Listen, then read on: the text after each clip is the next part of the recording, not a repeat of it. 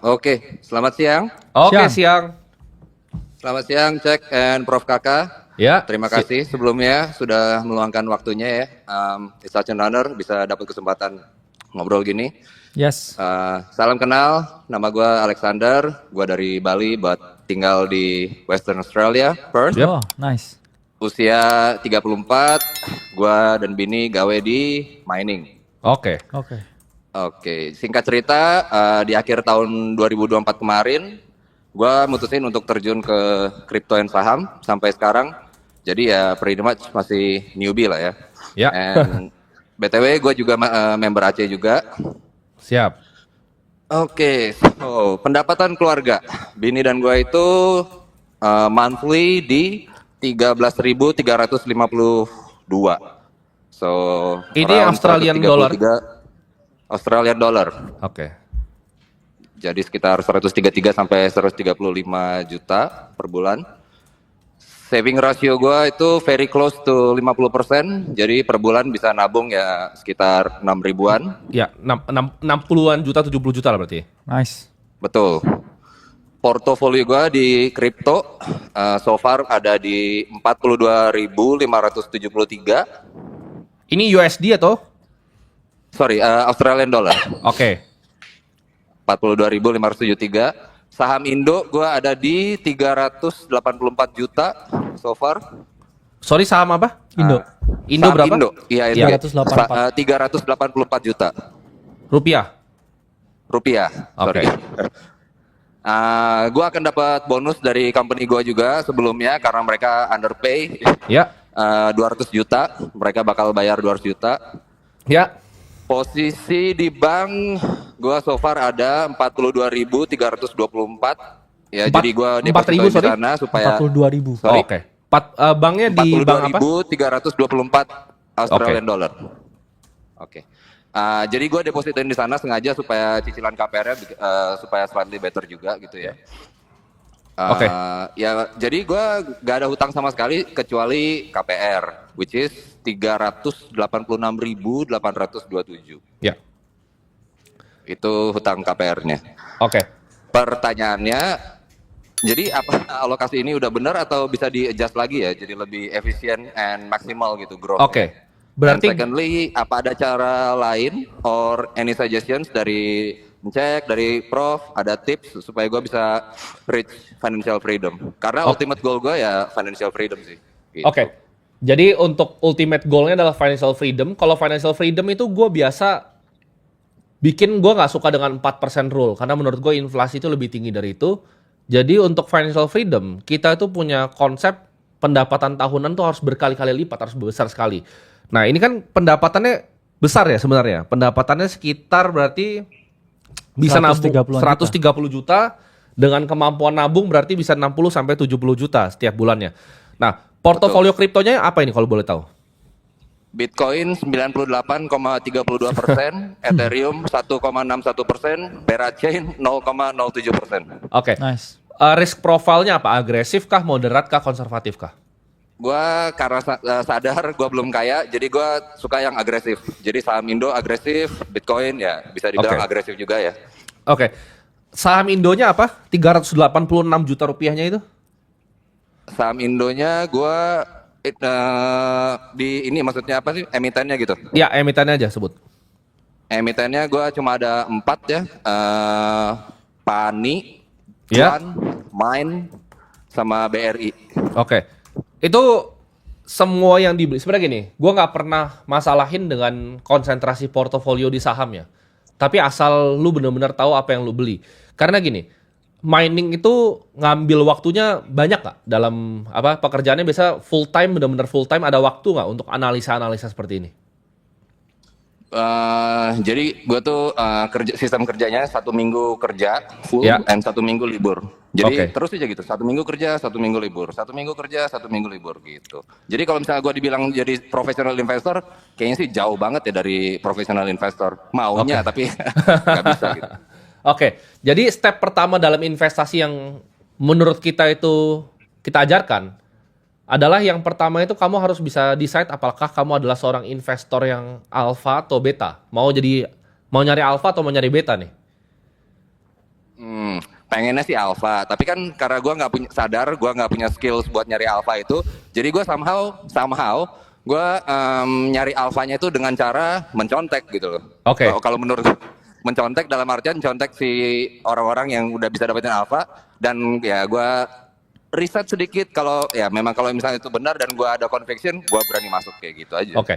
Konsep dari alpha ketika kamu mencontek, biasa alpha itu udah hilang. Karena kalau semua orang udah tahu alphanya itu bukan jadi alpha lagi. Nah, alpha itu adalah aktivitas yang lebih sulit dibanding olimpiade bahkan renang olimpik. Itu Ray Dalio yang bilang. Itu adalah aktivitas tersulit ya bro ya. Kita aja sulit sekali ya dapetin alpha ya di sini. Setuju. Jadi jawabannya adalah kalau bukan full time investor, saya akan sarankan ke beta. Nah kalau kita lihat secara portofolio Indonesia, ini weightingnya BRI berapa ini? BRI gue cuma kecil sih, cuma 20 juta itu kalau BRI. Oke. Kecil BRI. Kita akan mulai mungkin dari yang saham Indonesia dulu ya. Ini saham Indonesianya ini kenapa di Indonesia kan walaupun lu di Australia kan. Apakah lu punya broker yang bisa akses saham US? Kayak Interactive Broker mungkin? Mestinya bisa sih, mestinya bisa. Oke. Ini kenapa Indo ini karena home bias atau karena kita ngelihatnya berita Indonesia gampang, dan ya mungkin karena gue juga orang Indo gitu ya, jadi ya udahlah. Jadi di saham sendiri kalau lu berinvestasi di Indo itu ada yang namanya home bias. Ya. Okay. Itu sesuatu bias yang lu akan berinvestasi cenderung kalau lu di negara itu. Contoh, lu orang Thailand, lu akan lebih bias untuk berinvestasi di Thailand. Tapi kalau kita lihat secara global all cap, Indonesia tuh 0,1% dari global punya liquidity. Ya, jadi jawabannya kalau lu orang di Australia, gua akan sarankan lebih portofolio yang di luar negeri sebenarnya dibanding di Indonesia. Boleh di Indonesia, tapi porsinya tidak sebesar ini, gitu. Dan ini sangat mencari alpha. Kalau misalnya lu cari dari IHSG ini lu sangat nyari alpha nih. Gue kasih contoh ya. Indonesia memang kalau lu invest di indeksnya itu nggak selalu bagus. Misalnya lu main pure beta play, let's say lu beli reksadana indeks di Pevindo iGrade atau di Serikahati. Itu akan lu ketemu betanya 1 tuh.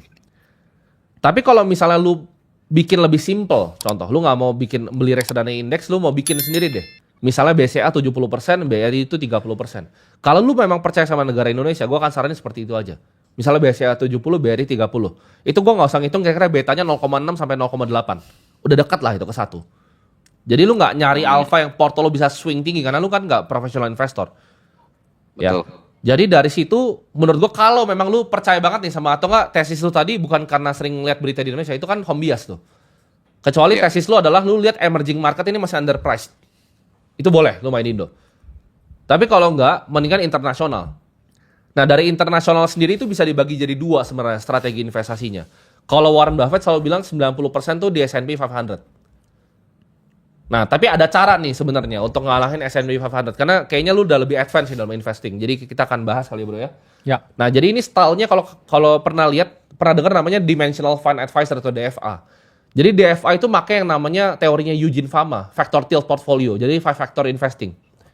Ini gue belum pernah bahas yang pertama kali nih karena kayaknya lumayan advance yang tanya. Jadi kita akan bahas lu bisa actually beat S&P 500 pakai beta play. Dengan lu factor tilt ke value dan juga emerging marketnya ada. Oke, ini kalau saran gue ya, ini kalau gue jadi lu, semua yang Indo itu gue likuidasi full. Oke. Dan bahkan yang kripto itu sekarang gue likuidasi full. Karena kan bukan professional investor. Gue akan bikin pure beta play ya. Kira-kira seperti ini portfolionya. 42% tuh di US stock market. Sambil bro kakak bantu charting ini juga.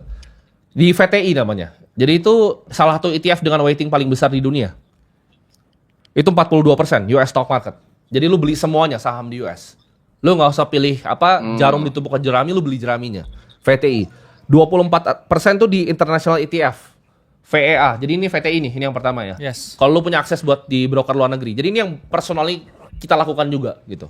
Jadi kita orangnya walk the talk, ini yang kita lakukan dan kita ajarin kalian juga. Ini untuk yang stock portfolio ya. Jadi 100% ini bukan total portofolio lu, tapi ini stock portfolio ya. 42% tuh VTI, 24% di VEA, International ETF. Coba dibuka bro, biar dia bisa tahu juga. Nah ini. VEA ini 24%, 12% emerging market VWO. Jadi ini namanya factor tilting. Jadi lu bisa nanti kalau lu weightingnya pas, lu bisa ukur comparative return-nya ini ngalahin S&P. 14 itu kita tilt ke US Small Cap Value, AVUV. Ini pasti banyak nih yang nonton nggak ngerti. Tapi nggak apa-apa ya bro ya. Ya. Kita cater ke semua orang kok. Yang bukan X, yang ada AVUV doang. Yang Vantage punya. Sama 8% kita tilt ke International Small Cap Value, AVDV. Nah ini kalau ini udah lu levelnya bikin kayak hedge fund sih sebenarnya. Cuman ini lu taruh begini aja, lu tinggalin, ini pasti kalian S&P 500 pasti. Karena gue udah backtest ini berkali-kali. Jadi namanya 5 factor portfolio. Lu bisa cari banyak paper tentang ini, tentang apa? Ya. Cara desain portofolionya gitu. Jadi semua stok investment yang agresif, ini kira-kira lu bisa beat S&P by 1-2% lah harusnya. Kalau lu malas bikin ini, langsung VOO aja, beli S&P aja udah. Kalau lu malas. Cuman ini kalau lu mau pakai stylenya Dimensional Fund Advisor, lu pakai yang ini. Sambil nyatet ya itu. Paham nggak? Tes. Ya, halo? Masih ngikutin? Sinyalnya hilang ya. Oh, hilang sinyalnya ya? Tadi? Sampai Oke, mana sorry, tadi? sorry. Iya, udah ada lagi. Sampai mana tadi? Yang sampai cek jelasin itu ya, apa namanya yang ETF itu. Oh ya, berarti udah nangkap ya, nanti tinggal nonton replaynya aja ya, ETF ya. Kira-kira portfolio seperti Nonton itu. replay lagi pasti. Ya.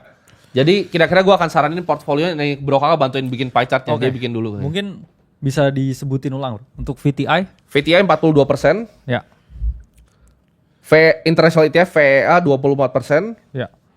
12% emerging market VWO, 14% US small cap value AFUV, Yes. 8% international small cap value AVDV. Nah ini dia.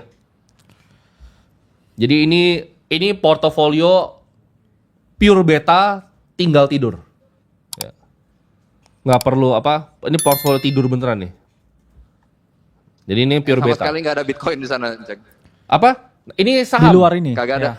Ya. Ini saham. Jadi kan Oh, sorry, kan yang lu kan saham, punya sorry, portofolio ya, sorry, saham sorry. tadi. Yes. Ya. Lu kalau portofolio saham daripada lu stock pick di Indonesia nanti kebakar, bikin seperti ini. Pakai international broker. Siap. Oke, kalau untuk Bitcoin sendiri, kalau misalnya lu emang punya conviction dan tesis, balik lagi, lu apakah profesional crypto investor full atau enggak gitu. Lu bisa bikin barbell strategi kan. Karena Bitcoin kan sangat agresif ya. Lu bisa mungkin taruh 10-20% di portofolio. Jadi ini jadi 100%, dari 80%, Bitcoin tuh 20 tuh masih bisa. Asal Oke, time frame lu 10 alokasinya gitu tahun. ya. Iya. Tapi percayalah, lu bikin portfolio ini 80 terus Bitcoin 20 itu akan outperform portfolio lu jauh banget nanti. Setuju. Siap. Jadi setiap gaji 60 juta langsung bagi Brad gitu. Bagi lagi Brad. 80-20 langsung. Yes. Pastinya juga dengan ini ya, metode DCA ya. Betul. Kita ngomong, jadi DCA. Oke. rebalancing, kita nggak ada masalah dengan tadi portofolio kripto yang disebutkan. Yap. Sorry, mau tanya itu untuk istrinya bekerja atau enggak?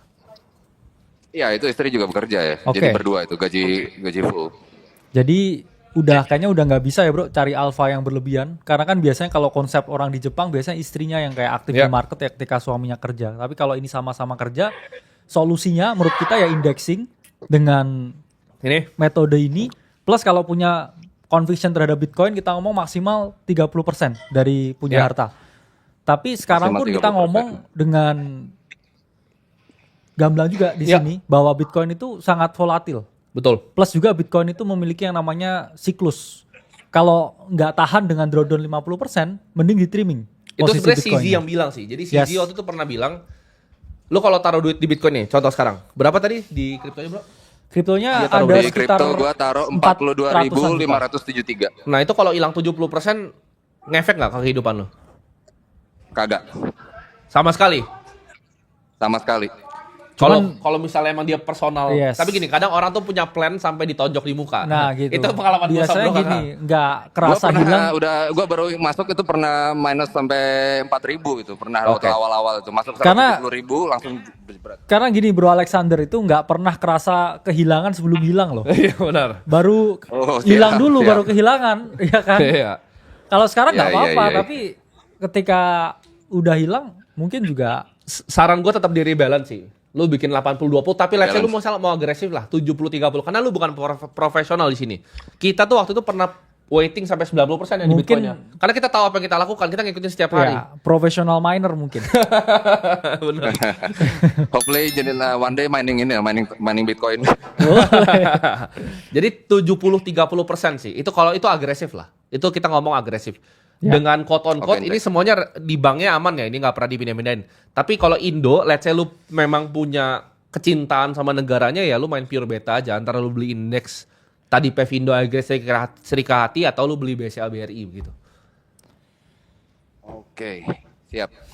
Dapat gambaran ya kira-kira ya. Jadi yang pertama satu ini di rebalance dulu.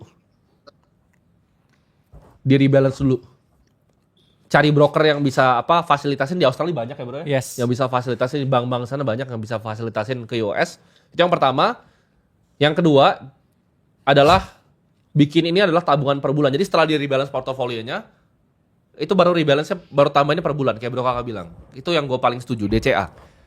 Ya mungkin bisa ini ya dialokasikan dari kan habis ini dapat bonus 200 juta ini kayaknya Bro Alexander. Oh iya benar nih. Ya, betul. 200 juta itu langsung dibagi itu tadi 70-30 lah. Saya lu Yes. suka banget dan emang bisa tahan perut lu bisa tahan tuh keturunan segitu ya 30% Iya. boleh ya udah ya. Benar. Tapi ini special case karena kita kenal banyak teman-teman yang even duitnya tuh ratusan miliar ya sampai udah dekat-dekat triliun ketika turun 20% tuh pusing mereka. Sakit juga ya.